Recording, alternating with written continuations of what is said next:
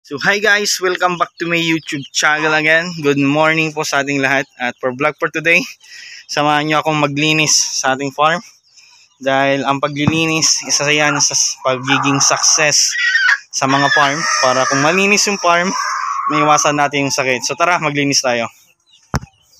Yan, so gaya ng sabi ko kapatid, kung isang farm ay madumi, hindi tayo naglilinis. Ay gaya yung alaga natin, turing natin mga tao din to. Kung asang bahay ay puno ng dumi, napakarumi, sinisigurado ko yan na ang may bahay doon ay nagkakasakit. So ganun din yung sa livestock natin. Kapag ang bahay po nila, hindi natin sila inaasikaso, ang nangyayari po dyan kapatid ay magkakasakit din sila. So ginagawa natin every other day, naglilinis tayo. Yan, gaya nito ginagawa natin. Naalis natin yung mga dumi, yung mga tain nila dito sa labas. Sa loob, naglagay tayo ng kusot. Para sa ganun ay, ang farm natin ay natilin malinis at naiiwasan natin yung sakit. Gaya nito, chine-check natin lagi kung malinis ba yung kulungan nila. Yan. Itong mga to ibababa na natin. I-separate natin yung vlog for dyan kung ilang weeks, days bago natin sila ibaba. So yan, ang ginagawa natin every other day, naglilinis tayo yan. Naalis namin yung mga tain nila para maiwasan natin yung sakit sa ating farm. Hindi ko sinasabi na hindi na natin maranasan yung sakit. Meron yung magkakasakit pa rin. Kaya lang na lilimitahan natin yung mga sakit kapag malinis po yung farm. So ang ginagawa natin yan, wawalisan ko yan. Yan, papakita ko mamaya diretso yan kung gaano kalinis. Dapat linisan natin talaga. So yun yung isang key of success sa mga farm dahil malinis po yung mga kulungan nila, malinis yung pasilidad nila at maiwasan yung sakit. At ang balik nun, maganda yung iklog ng mga alaga nating manok. So yun lang at namaya papakita ko kung ano pa yung mga ginawa natin dito. Yung paglinis, isa yan sa dahilan kaya nagsasucess sa isang farm. Kaya after natin linisan natin to. After na nalinisan, magdi-disinfect tayo.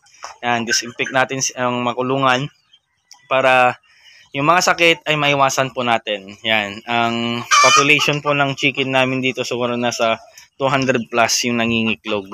So, yun po yung vlog natin for today. Panatilin nating malinis. Mamaya papikita ko yung finished product nga ng paglilinis ko. Yan.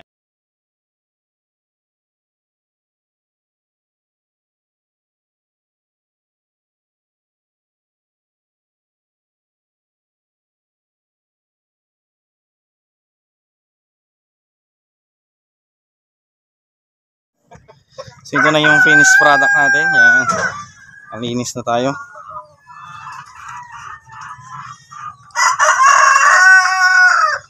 Yan, nalinisan na natin tong buong paligid ng ating farm.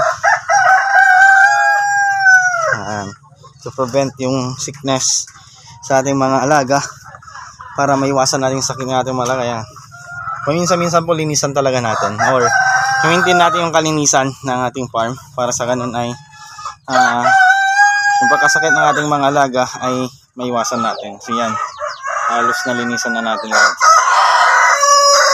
So yung vlog for today, glinis tayo para gusto natin na maganda yung balik ng ating mga alagang manok para sa ganun ay mas maganda yung income at balik ng ating pera na mga nagagastos dito. Maglinis po tayo. Yan, panatilin natin malinis ang ating farm. So yan, from iyang farm. Ako po ay supportan yung aming channel. Don't forget to share, subscribe my channel and God bless and see you next vlog.